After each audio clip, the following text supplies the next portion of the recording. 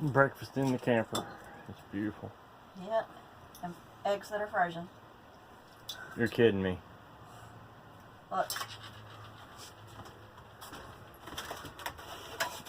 Is it because of where we set them in the fridge? I don't think so. I mean, we had eggs. They're not all that way, are they? No. Just that one?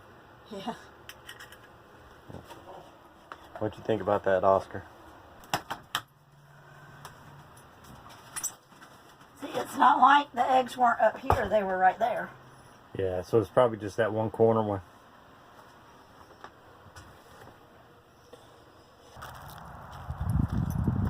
This has been a very ordinary day so far. We got up and had coffee, ran some laundry, and now we're walking the dog. We're going to head out to Tybee Island for a little while, I think. And there's some kind of nature preserve or something Right down the road. right down the road, so we're going to just see what that's about. City dogs and country dogs. You want to let him run? Yeah. City dogs with a fire hydrant, country dogs with an old log.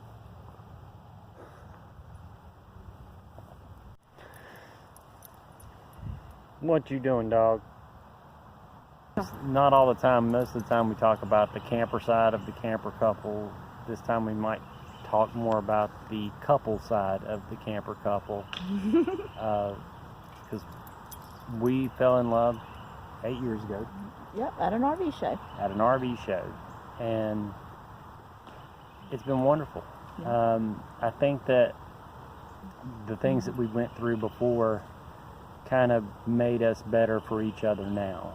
Still wonderful. It feels like every day is a new wed. It can happen, I promise.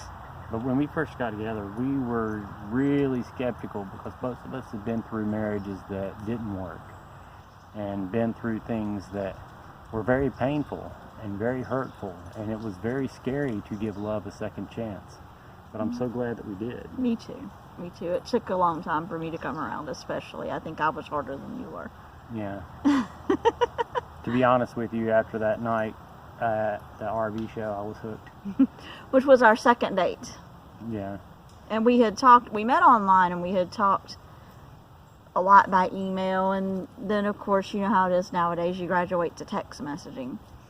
And we did that for a little while and finally started talking on the phone, and we probably did that for several weeks before we met. Mm-hmm.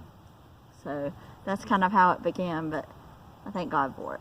And that's what love is. Love is a means of a sacrifice. I mean, when you put somebody else before yourself, that's what love is. I agree. It's not a feeling. It's not. You know, it's a verb. A thrill. It's love is a verb, as the song says.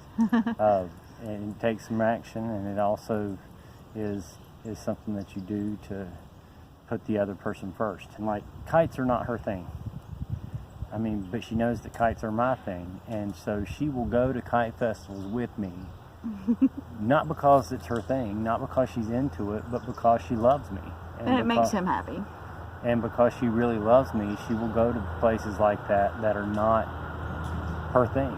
And it doesn't mean I'm miserable, don't misunderstand me. Right. But I enjoy seeing him have a good time. And things like, you know, he's more national park, hiking destination kind of guy, but he brought me to the historical museum, you know. Downtown area, Savannah. For me. Yeah. I'm more of a country boy, she's a city girl. I don't know. I mean, you know, I'll get out on the four-wheelers and things like that. It's just that I want to be around the entertainment and good food and stuff like that. Well, we definitely had some good food, too. So I think it's a matter of understanding your differences, and the camping thing is our link together.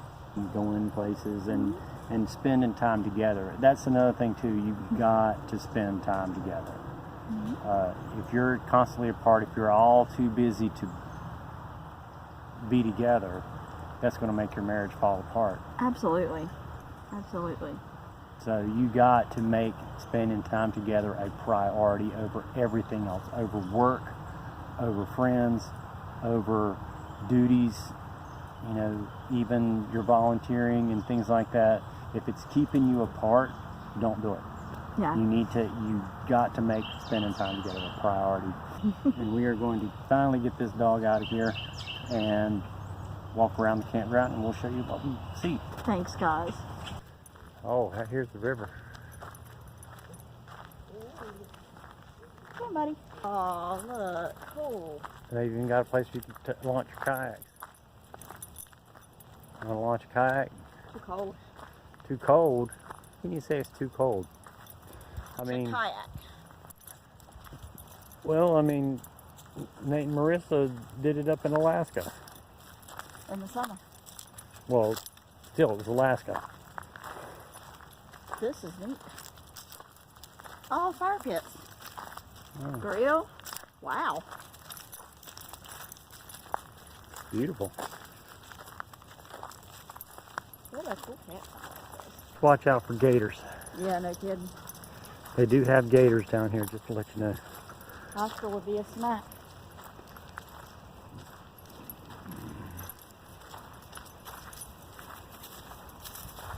Oh, this is a pier.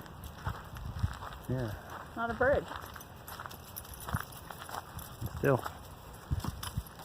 Very beautiful. Fish them here. Yeah. Got places for you to stand to cast your line. And this is the river, so you can keep what you catch. Oh, it's not catch and release? I don't think so. I mean, because it's not a stocked pond. This is a river, so they have no control over what's in here. Boat launch?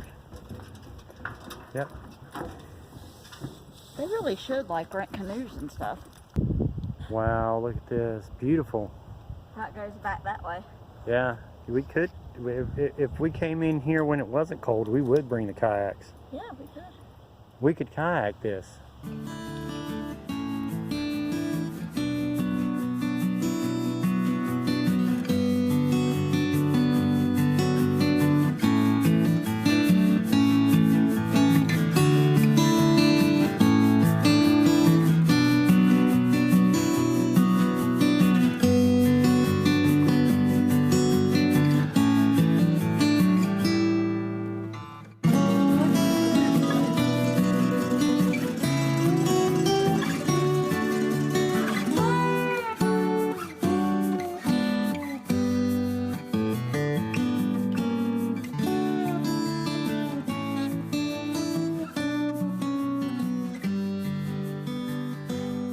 Beautiful. It is beautiful. I like this campground a lot. We are going to come back here. Being that it's got access to the river here like this, yeah, I definitely think this would be a one to come back to because you bring the kayak. That would be so much fun. I mean, we've got them with us, but it's kind of chilly. Yeah, she doesn't want to get wet when the wind is like this. She likes the coolness, that's why she's still in short sleeves, but...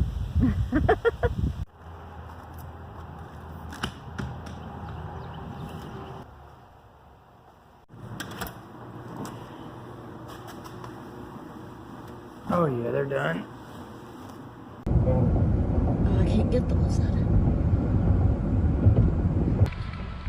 All in all, this is a really neat place, though. I really don't like the parking deal though. I don't like the parking. Like there is nowhere you can park for free.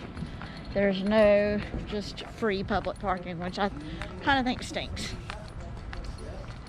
Other than that, it's beautiful here. But you just have to be prepared to come and pay to park. Yeah. When you come here. $7 for 2 hours. Which I think is kind of expensive, but we'll see. Well, here on Tybee Island, you kind of got to pick your poison. On Tuesdays, everything's closed. And it's Tuesday. And today is Tuesday. That's good and bad at the same time because it's bad because you can't go in the fort or the lighthouse or anything. But the good news is because it is no crowds here at all. This is a gem of a place, though. Like, this is right off the beach. There's concession stands, there's public restrooms, little changing areas. Very awesome.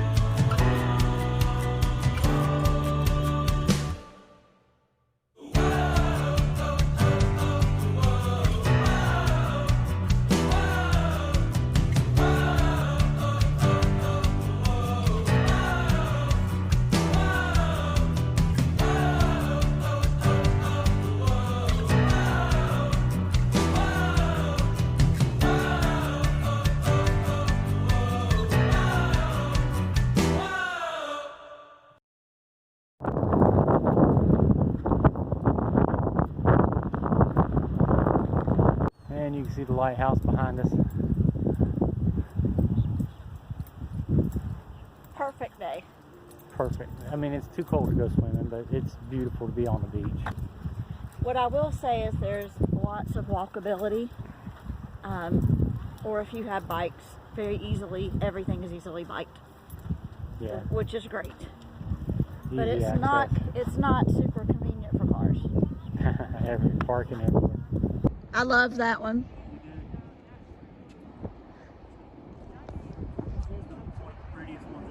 I think it is too. That's so pretty.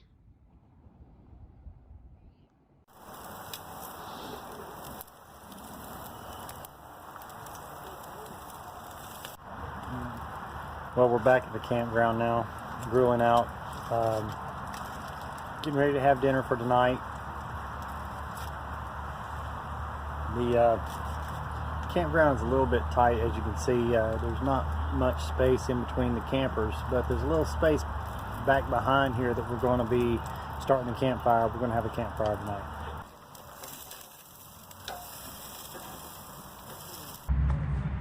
Over here is where we're going to have a little campfire. We're going to use our portable fire pit.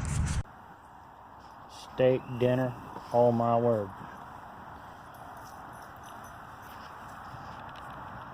New York strip with peppers and onions and cauliflower mash and asparagus. Yeah, this is awesome.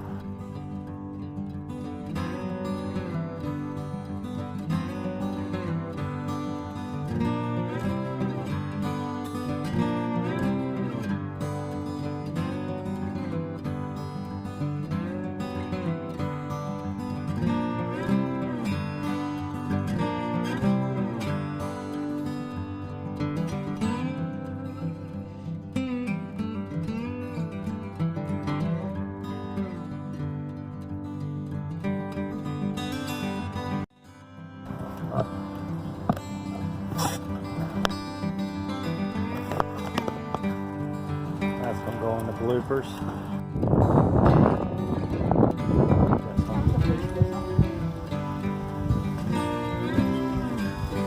I don't see any gators. And we had this little song about a little red caboose too. Oh, okay.